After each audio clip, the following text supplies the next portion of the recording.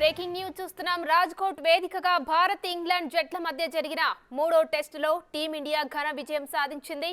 434 పరుగుల తేడాతో ఇంగ్లాండ్ను భారత జట్టు ఓడించింది.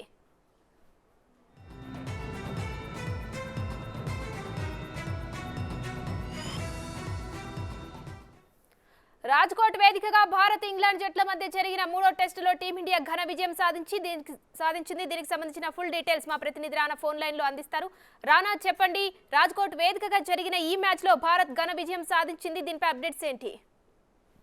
భారత టెస్ట్ క్రికెట్ మొత్తం ఎంటైర్ కెరీర్ లోనే అత్యంత బిగ్గెస్ట్ విజయంగానే ఇది పరిగణించాల్సింది. రాజ్కోట్ లో జరిగినటువంటి ఈ టెస్ట్ లో 434 పరుగులతో ఇవాళ ఘన విజయం సాధించడం వల్ల ఈ యొక్క రికార్డ్ ని సృష్టించినటువంటి నేపథ్యం కనపడుతుంది. గతంలో నమీబియా పైన న్యూజిలాండ్ 372 పరుగులతో గెలిచినటువంటి నేపథ్యం కనపడుతుంది. దాని తర్వాత ఇదే అంత పెద్ద టెస్ట్ మ్యాచ్ అని చెప్పుకోవచ్చు. ఎందుకంటే 1934లో 562 పరుగులతో ఆస్ట్రేలియా అప్పట్లో ఓవల్ మైదానంలో గెలిచారు. తర్వాత ఇప్పుడు 400 తో టీమిండియా గెలిచినటువంటి నేపథ్యం అయితే కనపడుతుంది. ఇవాళ జరిగినటువంటి థర్డ్ టెస్ట్ లో చాలా గ్రేట్ ఫీచర్స్ వస్తాయి కూడా మనకు కనపడుతున్నటువంటి నేపథ్యం కనపడుతుంది. ఎందుకంటే మొదటి ఇన్నింగ్స్ లో కూడా అద్భుతమైన దాదాపు 445 పరుగులు చేస్తున్న టీమిండియా, కానీ ఇంగ్లాండ్ కేవలం 319 పరుగులకే ఆల్అౌట్ అయినటువంటి నేపథ్యం కనపడుతుంది.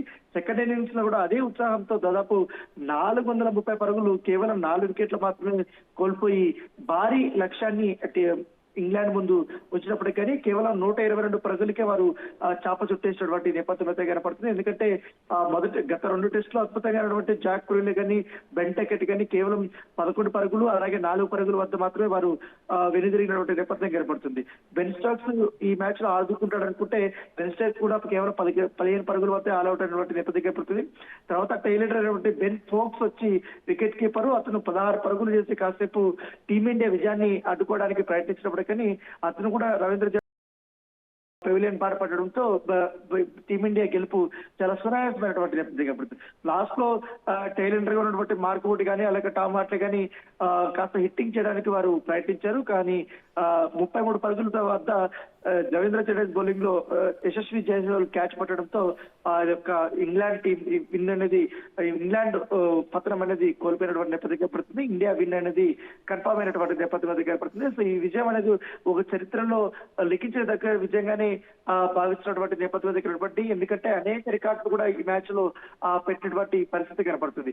సో ఇవాళ బ్యాటింగ్ లోను ఇటు బౌలింగ్ లోను అద్భుతమైనటువంటి ప్రదర్శన టీమిండియా కనపడుతుందని చెప్పుకోవచ్చు. ఎందుకంటే ఒక బౌలింగ్ విషయానికి వస్తే మాత్రం ఇప్పటికే రవీంద్ర జడేజా ఈ మ్యాచ్ లో 5 వికెట్లు తీసుకున్నారు. సెకండ్ ఇన్నింగ్స్ లో కుల్దీప్ యాదవ్ 2 వికెట్లు అలాగే అశ్విన్ వచ్చి 1 వికెట్ తీసుకున్నటువంటి నేపథ్యం కనపడుతుంది. Thank you Rana.